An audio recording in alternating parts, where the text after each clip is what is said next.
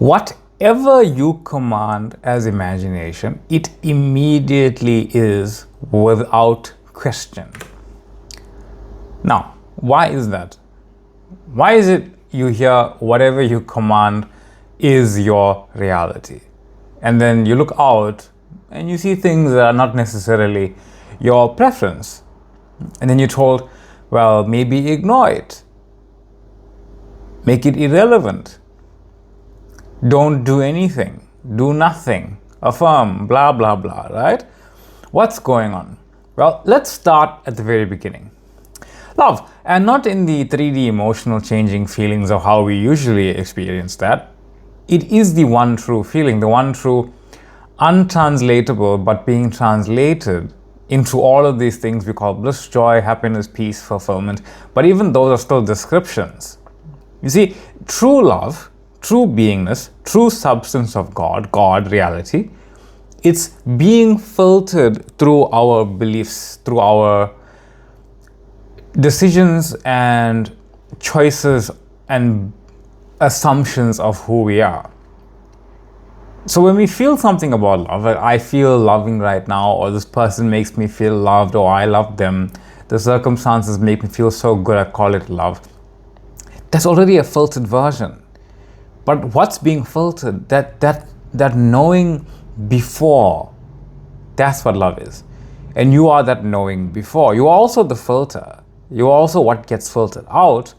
But what gets filtered out is for you to experience that aspect. But you are the beingness of the entirety of it. You are the before it all.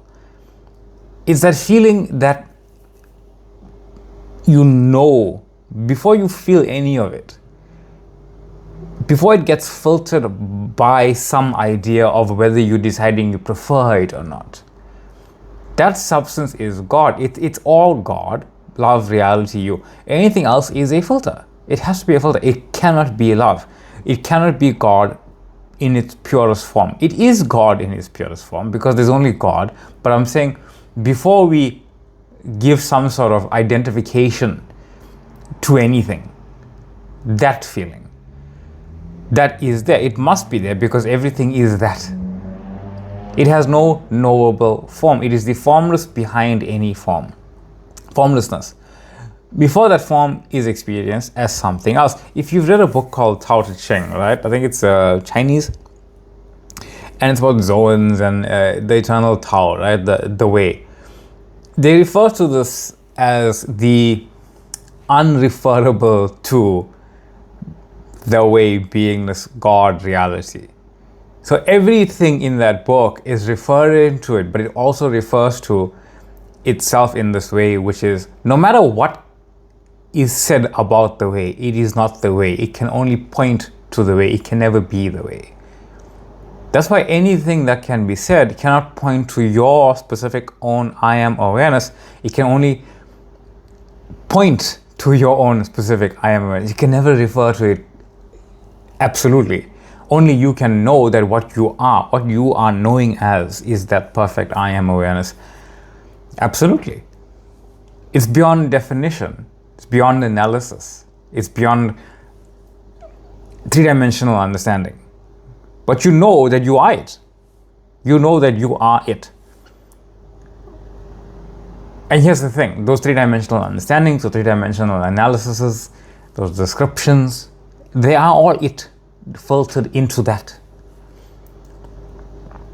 When you understand what the way is, you understand it cannot be the way once it is referred to, because the way is not referred to, the way is the way.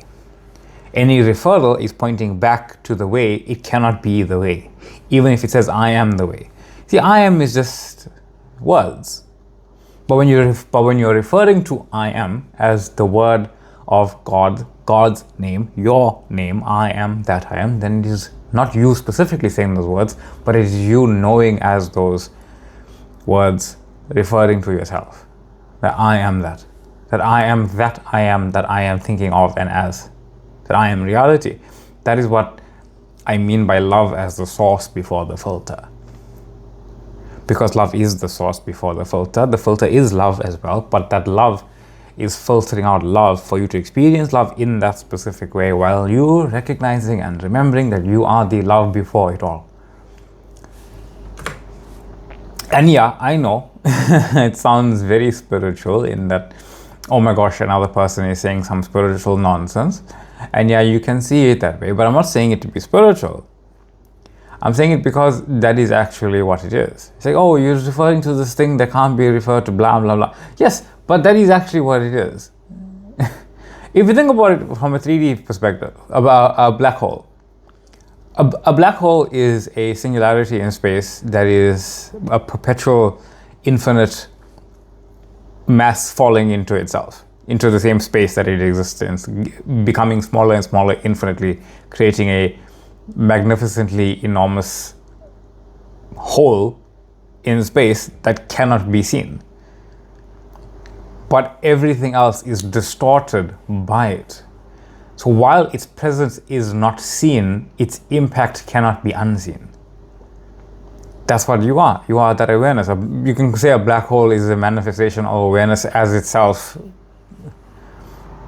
pure nothingness that affects everything that is not it. So while I'm not trying to be spiritual, I couldn't be anything but. It's the closest thing that I can point to in that sense. Now the filter is what changes. So if you're having fun, if you're doing something you like, and there are times where fun is no longer fun. Why? Because it passed through a different filter. Now it doesn't mean that thing passed through the different filter. It means reality passed through a different filter. It means your physical self, what you were doing, the way you did it, how you experienced it, all of that came through a filter of this is no longer who I am. Say, no, but I want to be that because they used to be fun. You're just remembering another version of yourself. You're just remembering another version of yourself. You're just remembering another version of yourself. You aren't even remembering the one that you physically experienced having fun. When you are remembering it having had fun doing this, it's another version entirely. It's always brand new. It's always here now. It's being filtered through that pureness. And when you know that pureness, the pureness is being filtered as something else. So when you know you are that pureness, you don't have to worry about, well, I didn't have fun the last time I was doing this. You are that pureness right now, again and again and again and again and again, always. So filter out that pureness of yourself into how you would prefer things to be, and that's what they must be. A knowing of what is knowing itself as nothingness that is everything. You are that nothingness that is everything. Filter yourself out right now as to how you would like to be. Just by knowing it, just by knowing that, no, this is who I would prefer myself to be. This is who I am right now, because I'm making a choice that this is who I am right now. And I must be, because I am that pureness making a decision about this. Yeah, there are thoughts gonna fly out of me. Don't care. I am that. Everything is you. It is actually just being everything and anything without limit or circumstance, knowing itself infinitely over and over. So when I say everything is love, I mean that. I mean everything is you. Not you as the limited character trying to control a world outside of you, but you as awareness, you as reality, you as the knowing of it all. Everything you see, feel, think, hear, desire, remember, react to, or experience is appearing as that same consciousness. When you're having a dream, it feels so real. You can't help it. Sometimes the dream is so, you break into a sweat or you wake up, because that physical reality that you are experiencing while dreaming unconscious of the dream is still one with the awareness having said dream and experiencing said dream. Nothing is not connected. You can have a nightmare and wake up in a cold sweat because your body was still manifested as the version of you having a nightmare. While you were physically experiencing the nightmare, in the nightmare, your body was experiencing the effects of being in a nightmare simultaneously. Then you wake up and then you wake up and you shifted perspectives of what was already happening. Your body was experiencing a nightmare. Why? Because you manifested your body experiencing a nightmare. Because you manifested having a nightmare. Because you were being that identity. But then when you wake up, it's already gone. It's already new. You're remembering the nightmare differently. You aren't even remembering the exact thing that happened. You're recreating another version of it. even explaining this filter, the deeper you contemplate this knowingness, the more you are still filtering out that knowingness as that knowingness. Ironically, it's still a filter. But so when you know that no matter what I am filtering out, I am that source of it. I am the source of what happens before the filter. I am that God that happens before the filter. I am the reality that happens before the filter. I am God, reality, and you are still what gets filtered out. But you are consciously choosing what gets filtered out as your imaginational experiencing of reality. But then why does the 3D appear, blah, blah, blah? Because while you filter out a very small part of that 3D, of that identity that you choose to be, there's still an infinite number of experiences and stories that happen with that identity from any point that you are experiencing said identity. You don't know what they are. It's not just pure bliss and joy and happiness and laughing every single minute of every single day. I think you'd go crazy.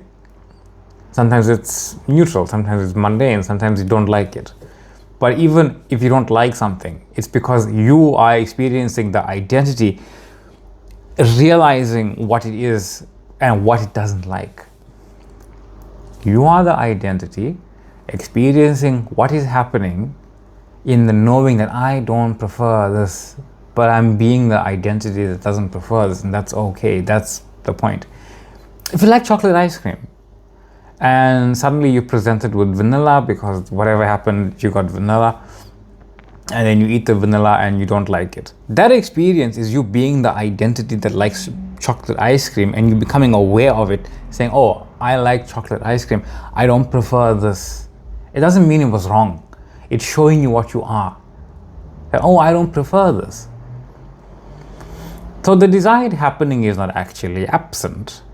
Because if you prefer chocolate ice cream, you will prefer to be eating chocolate ice cream, but that isn't not happening. You may actually be sitting at home alone while having a desire for certain aspects, fun, movement experiences, and expectational experiences, and having come from different experiences as well, in the middle of that thing, that dream life. And then you ask a question, how do I believe that regardless of what I'm seeing, feeling, and assuming, I'm actually living that life? How do I know I'm living that life? Because awareness is that life. It's all lives. And nothing is arguing with you. If you realize something very simple, when you are asking yourself, how do I know I'm living that life? There's no one actually pressing you to answer that question. No one's arguing with you that you are or you aren't. It's just you. You are reality. You're literally, you are alone, but not. You are by yourself in and as your reality, but not. Because you're still experiencing a reflection of infinite versions that relate to your assumptions, that are your assumptions. They're real versions of themselves that exist in their own realities, but you are seeing the version of your reality that makes sense to you, while also simultaneously just being yours. So when I say, hey, that is my choice, I am that from that knowing, I'm making a choice then and there. I'm not gonna look back and see whether I've been living that dream life. I'm not going to look back and think about my thoughts and assumptions, were they right or wrong. It doesn't matter now. Because when I ask the question here and now, I am the one that's going to answer it. I'm answering it as I would like to answer it. I am. That's all. You're not denying the starting point because it's every point. Every point's a start and an end infinitely. You're not denying you sitting by yourself or whatever it is you're doing. And those experiences that you desire, here's the thing, they are not happening now. Because when we look out in a three-dimensional world and we desire things to be happening there, and there, they aren't actually not happening there, and there. It's just that you're looking in the wrong place. You're looking in the three-dimensional changing effect, looking for a specific effect to be happening while the effect you are looking at is happening. But the effect that you want is also happening, but you're looking in the wrong place. So when you see the effect happening, the effect is happening. You know that it's happening. It's the evidence of itself happening. And you've already made this internal choice that is the effect, that is the identity I choose to be experiencing, where that effect is normal for that person, for that identity. And that's who you are. So not happening is not happening. It's all happening. It has to all be happening simultaneously. That's why I like the past as an expression, because when you think something and then you experience that thought in some way, and I had a very specific one. If you are familiar with the movie Men in Black, I burnt my fingers in the oven taking out something. I just burnt my fingers, like it happens, right? And then when I burnt my fingers, I was like, oh, right. And then the idea of that Men in Black scene where Jay's character is burning his fingerprints off.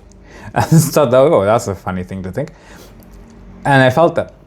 And I think it was like a few hours later, I was watching a random video about cooking, and it cut to, as a joke in the video, that's exact scene. And I haven't seen that scene in years. I haven't referred to it in years. I haven't thought about it in years. Nothing. But because I contemplated it for a moment, I recognized my own contemplation of it. And I thought that scene, and I saw that scene just pop up in the middle of something else completely irrelevant to it. I was like, oh, cool, amazing, synchronicity. What's that synchronicity? Nothing. It's you revealing yourself to you, that which you are being pops into your reality. That's what you contemplate for a moment pops into your reality. And here's the thing. When I look back to that remembrance of myself burning my fingers, it's a new version. When I look back again and think about that moment where I saw that video clip, it's a new version. But here's the thing. That new version and that other new version and any other version, all of them exist in the same exact place of now. That's what your past is showing you. Your past is only ever showing you, hey, all this exists now. It existed now. So your past is more of a reflection of you, a remembrance of you recognizing it all already existed now. And that's where they are. Because if you look back at past memories, you don't know which one's older, because they aren't. You say, no, but I was older in there, and then I was younger in this one, so this one must have happened first, and then no, you're creating that idea right now. They are ageless and timeless expressions that are called upon now. And we call past the old identity, but you were younger. We call the future the new identity, but you are older. There's the paradox. A paradox, if you ever wanted to think about one. The past is older, but you were younger, while the future is newer when you were older. So where's the paradox? So where's the continuation? You're going backwards in time into your own remembrance of having already created all this, while coming from that which was already past, but now has passed because it was the past. So you're walking through the future, which is the past, to your own I am awareness. That might have been a little confusing. If everything was already made, that means you're walking in that which was already made. That means you're walking into the past and you are remembering it after having walked through it. So remember what you want to walk through. Remember what you want to walk as. Remember the identity you literally want to walk as and walk as it. I know I'm skipping through the text, but you can read it. It's basically the expanded version of what I'm saying. I'm just like presenting it. A short story. So whatever you command your imagination to be as that imagination, as you, it immediately is without question. That centurion said it to Christ. He said, Christ, I know that whatever you command is reality. Whatever you imagine is there. The manner in which you're imagining something is the only thing that matters. If you're imagining it hopefully, then your scene includes hope. If you're imagining it fearfully, your scene includes fear. But if you go to I am awareness, that means no matter what I imagine, it is actually there. That means me abandoning myself to the scene completely as my life now. That's there. That really never has anything useful for you. It's dead effects. So there's no point for it to be consulted or thought about in regards to who you imagine yourself to check for anything. It's nothing.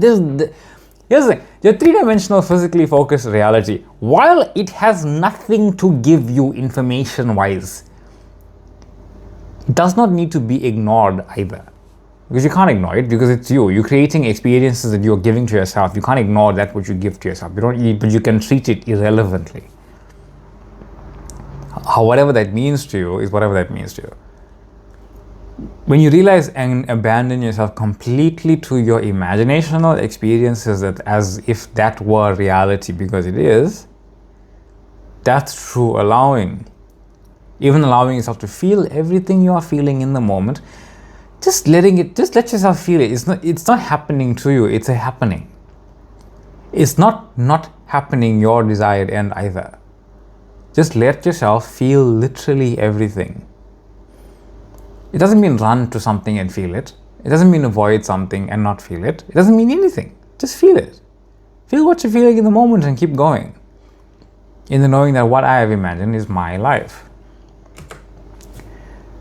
And reality responds to your conviction. And upon thinking about this, it's not how hard you believe or anything like that. So what's conviction then if belief can be skipped altogether? Because belief is you typically looking back and feeling and trying to understand what it is you believe in. You basically asking yourself, what do I believe by how I feel about something? And that's not belief. Belief is making a choice right now as to what you are going to believe, because you've always made a choice about what you are going to believe. You're just unconscious of making the choice.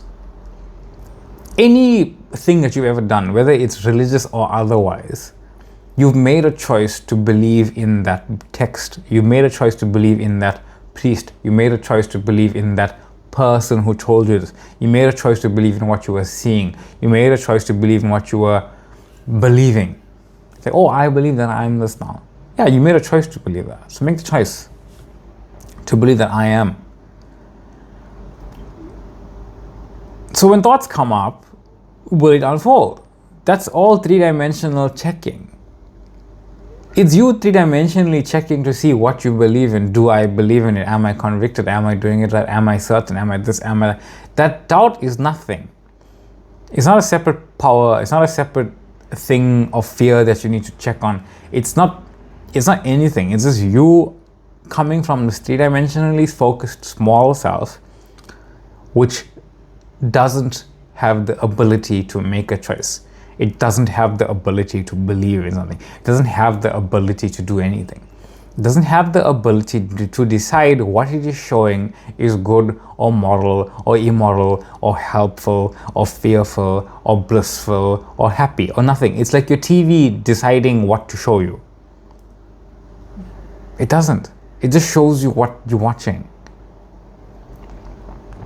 It's completely and utterly during and experiencing it, not before, not after, only here and now that I am that. And you stop counting. There's other idea that I presented a while back. Counting affirmations, days, weeks, months, years. It doesn't make any sense. Why the hell would God want you to say something 10,000 times? Why the hell would God want you to do anything? Why would God, if you look out at the world, right? Because you're just typically always doing that from your 3D focus self. When you look out at the world and the way things are made, right now I'm just looking at trees, right? And I'm probably looking at 50 to 100 different species of trees just out there, which is a bit ridiculous to be honest.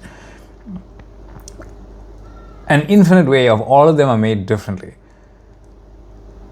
Every single thing I'm looking at is made completely and utterly differently. None of it is trying to be something. It's just being what it is. Why would God want you as a physically focused self to deny anything about yourself and do what you think someone else told you to do or wrote down for you to do in order for you to become something else? In order for you to praise Him? In order for you to do anything? If you want to do that, you can, but realize you're making a choice to do that. Otherwise, you are forcing yourself to do that. And I don't believe God would force you to do anything because there's no reason for it. God is an all-powerful, supreme, infinite knowing of everything that ever existed. Even if you have a separate identity of that God that exists somewhere, you're still that. So you're making choices. It's about realizing that you are choices. That what you believe in, you have already completely 100% dove into that choice and you were behaving as such, just that you were unconscious of that choice. It just you had something physical to do that kept representing you choosing that. But now when you're choosing something that has no physical representation as of yet, you don't know how you would choose. Just choose. I am that.